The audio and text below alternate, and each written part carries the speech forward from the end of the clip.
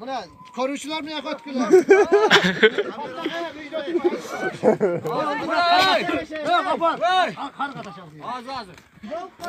Muhtaraka şu balan düğülemende şu yaş baldardan dualamın bir culak biremden niyet kalan eken.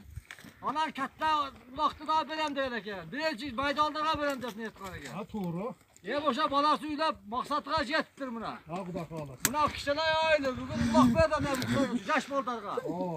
Ne bir жақсы шапқылар, мен тіліп оласың. Жақсы болар да. Айтқанды боласың, ama айтқан қыласың, әлі сүйемес. Kaça geldi kaça.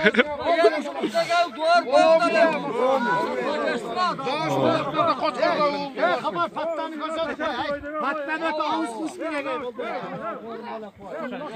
Bana koy valla magazinga taşıtı. Ha magazin bana taşıtı. Bu düştüm certülösü. Ne var su tuturam kalmadı. Çağır. Varım sorun ketti.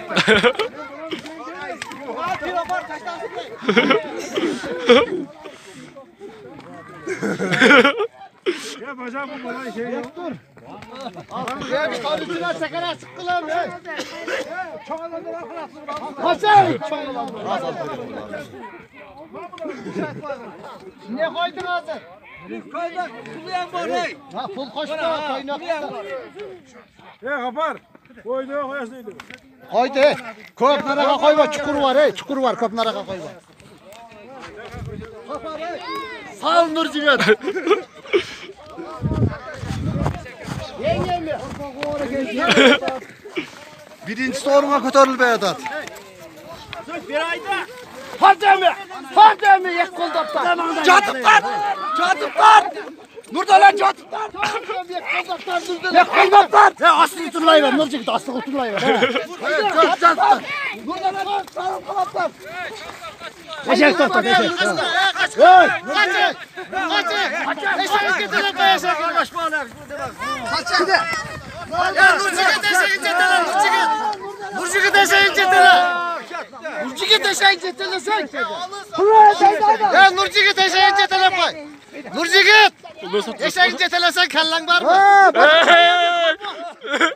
Şurada çıkırım. Allah'ım cadı kalmalı ya. Valla. Sana ver kaynak. Açık zaten sen bana ya. Bir sefer sağ ol katı. Hem zaman tutturup. Ya ne getirin koyacağını. Ne koy.